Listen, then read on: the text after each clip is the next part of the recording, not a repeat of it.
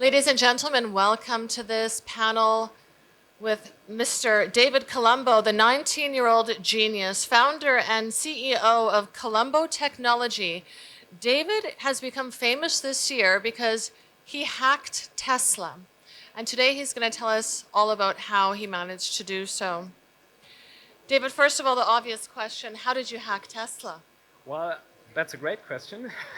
And there's a very clear distinction to make. I didn't hack Tesla, the company, so I didn't hack any company laptops or something, but I did hack the cars worldwide through a critical vulnerability in a piece of third-party software that was connected to those Teslas. And then in the end, I was able to disable the security mode, unlocking the doors, opening the window. I could even could have started keyless driving and take the Tesla for a road trip. And it was really interesting to be able to achieve that and sit there in my room in Germany with my laptop, having control over those Teslas worldwide. And then, of course, only with authorization with the owners, I also tried a lot of those things. So I had one neighborhood in Ireland that heard a honking Tesla because I asked this guy, hey, can I try it? And he was like, yeah, sure, go ahead. So I had a Tesla honking, but I could have also taken the Tesla for a road trip, which would have been quite fun. So there was a lot to do. And there were a lot of functionality that I had control over through the critical vulnerability that actually got rated 9.8 of 10 on the severity scale from the US government. So the US government rated the risk at 9.8 out of 10 in terms of the threat to you being able to hack into Teslas. And how many Teslas were you able to access? So I tried it with like around 25, but my initial scan showed up multiple hundred. But I, of course, didn't try it with all of them because then I wanted to report the vulnerability and get it fixed as soon as possible. And why were you trying to hack Teslas in the first place? Well, I actually didn't try it in the first place. So it wasn't like I was sitting down and I was like, yeah, now I'm going to hack Tesla. It wasn't like that. I was actually just doing my job, doing a security audit for a French company. And then I found that piece of software that was very interesting. And I'm a very curious person, and I'm also a Tesla fan. So I wanted to learn more about that software and to figure out how it works. So I took a look at the code actually, and I just spent an evening reading through the source code to figure out how the credentials flow through there, how it's stored, what is encrypted, and then I found that vulnerability. But you're only 19 years old. Why was a software company mandating you to explore, potential threats? That's a very long story, and that's a background story from where I'm coming from. I try to keep it short, but I just give you an overview. So I actually got interested in technology with the age of 9 years old. When I got my first smartphone, this is very interesting. How does it work? And with 10 years old, I got my first laptop, and I was all in because it opened a whole new world for me. I was connected to the internet, and I always asked myself, how does it work? Because every one of us does Google searches, every one of us uses the internet, but how does it work? What actually is behind it? It's not magic. And I wanted to know how it works. And the great thing now is that you don't have to go to a library and get an expensive or a huge book to learn all of those things. You can just go ahead and use the internet to learn about the internet. And that's a great opportunity. And then I just went ahead and spent my time learning how computers work, how networks work, how the internet works. And I also started to write software code because that was very interesting to be an 11-year-old being able to program apps and then run those apps on the own smartphone and stuff like this. And I also got interested in all the topics around it. I bought a small robotic arm that I was able to control and small mini computers that were able to control lights and stuff like this.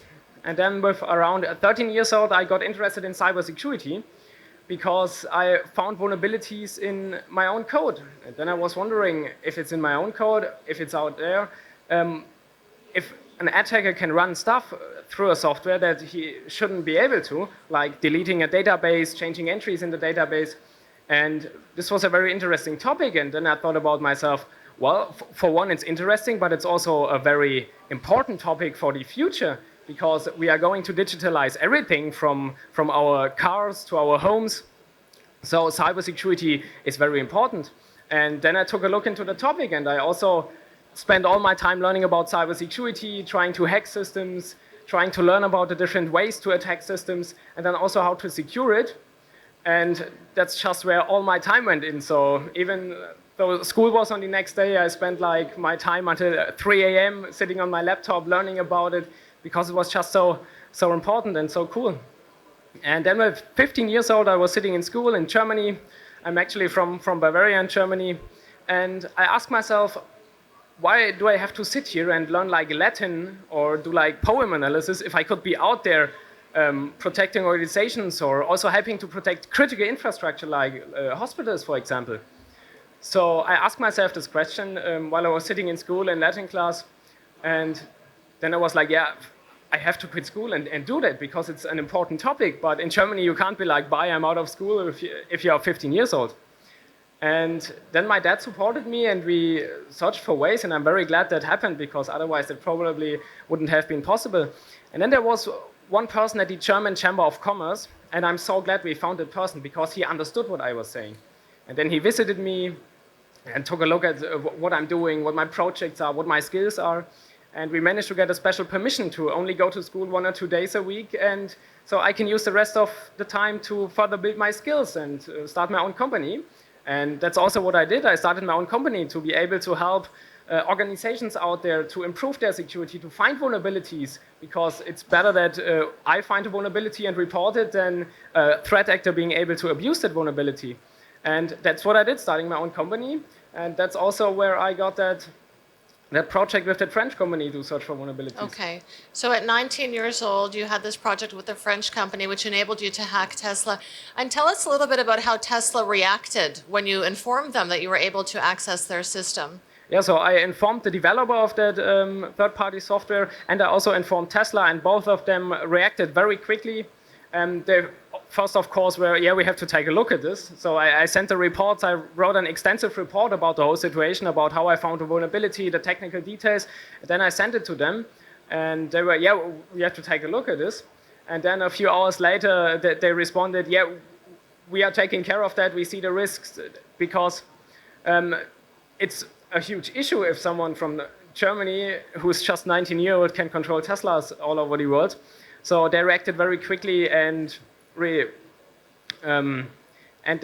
killed the access because they revoked all the digital car keys that were exposed that I was able to get. So that didn't work anymore. It was a process that took a few days, but it worked out in the end. And I'm very glad they responded that quickly and that competent to the issue here. And I think you were communicating with them through Twitter because that was the best way to access Elon Musk. Did Elon Musk reply to you? Well, Elon Musk did not reply, unfortunately. I did send a tweet, that's true, and that tweet got a lot of media attention. And then also Tesla reached out, but the actual communication with the Tesla security team then happened over encrypted email to make sure the details of the vulnerability and stuff like this is secured in the communication.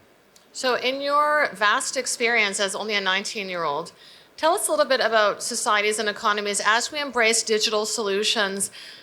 Are we becoming increasingly vulnerable, and to what extent? Yeah, we are definitely becoming increasingly vulnerable because here at the World Government Summit and also in Dubai, we talk about future topics, autonomous vehicles, IoT, smart homes, and all of the topics are going to be important in the future. But already now, modern supply chains, organizations, critical infrastructure, hospitals, energy grids, all of those things are already controlled by technology and digital technology.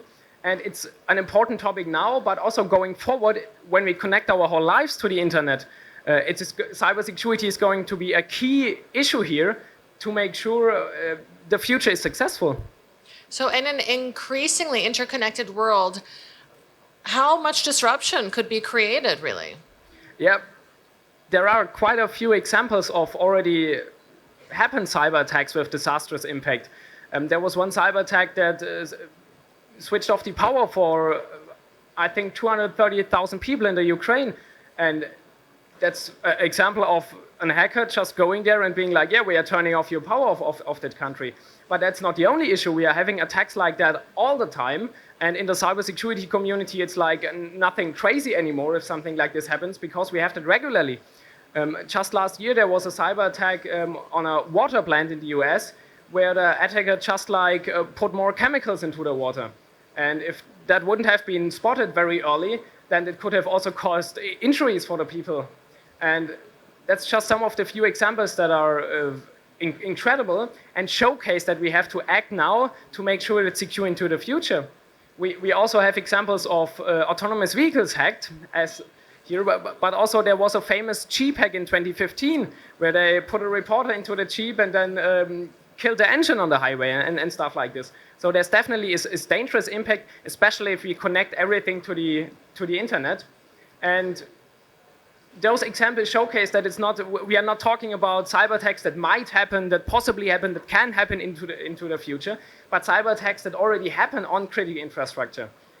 In 2017, we had a lot of hospitals hacked in the UK.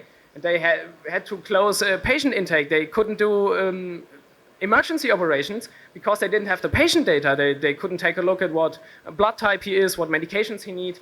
And those are just a few examples of what can happen and what disruption can be caused. And now imagine Dubai in 2071 and we have drones all over the city and then a hacker decides to just have all the drones crash. That's a key threat. And also supply chains. A lot of you probably know Maersk, the shipping company. They got hacked and they lost everything. They lost all their data. They lost around 43,000 PCs that were not accessible anymore.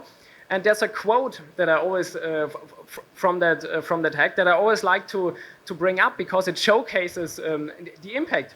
And one person that was involved in the response to the hack said, imagine a company where a ship with 15 to 20,000 containers is entering a port every 15 minutes, and you have no idea where those containers have to go.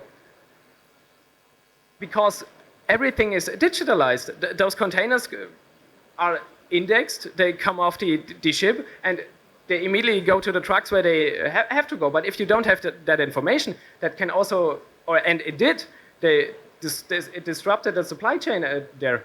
So we really have to take care of cybersecurity going forward to prevent such things.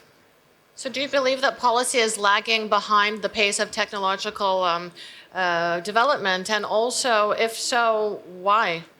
It's definitely lagging behind because technology is changing so fast. We have all those huge big tech companies, we have a lot of tech startups, we have a lot of ambitious people in tech that want to build new things, that want to change the world, and that want to digitalize all of those things. And it's okay to digitalize all of those things. And I also like to be able to say, like, Siri, turn off my lights.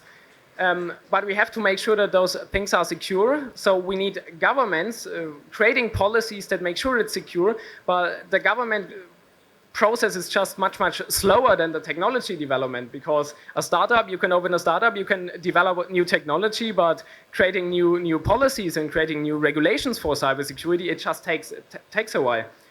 So how can public-private partnerships help to enhance this issue and to increase cyber preparedness? Well, private and government partnership is not only something that can enhance cybersecurity, it's necessary for cybersecurity, because cyber attacks are not only a thing that affects only the government or only the private sector, but it affects the broad range of everything that is connected to the internet, and that is the government and the private sector. So we definitely need the government and the private sector working together to share information on cyber attacks, to share information on vulnerabilities, and also to develop strategies together on how to respond to the key threats of the future. And not only government and private partnerships are necessary, but also government-to-government partnerships, because cyber attacks don't stop at borders. You don't have a hacker sitting somewhere being like, oh no, that critical infrastructure is in another country, I can't hack it. That's just not true. The internet is global, and cybersecurity also needs to be global, with the partners in the government globally and the partnerships with the organizations that are all around the world. So you've been out of full-time school for about 4 years now, and you're only 19 years old. What do you say to people who feel that you should be in MIT studying full-time? Well, the thing in cybersecurity is you can learn it just by going into it and having the passion about it. And that's what we are seeing with technology. It's not that you have to go to school, go to university, get an entry-level job, and then you someday get good at it. It's about the passion, and that's what you see in technology, in startups, also in Dubai. If there's a passion and there's a drive, you can become good at it. And it's not like if you want to become a doctor or something, then of course you go to school and you learn all of those things. But with technology, you can just open your laptop and you can get into it. And that's so amazing, and I'm so glad that I'm in a time where I have this opportunity, because if you go back 40 years, it wasn't like that. You had to buy books and learn about the kind of stuff, and now we have powerful supercomputers in our pockets where you can learn about technology and getting good at the topic. So I would really encourage young people that see this to just get into it, to get into the exciting new technologies of the future, and to use the technology and the opportunities they have. You're really a remarkable person. I need to know, has anyone asked for the rights to your movie yet? Not yet, no. I'm sure that will come soon. Thank you so much for being with us today. David Colombo, founder and CEO of Colombo Technology. Thank you, David. Thanks very much.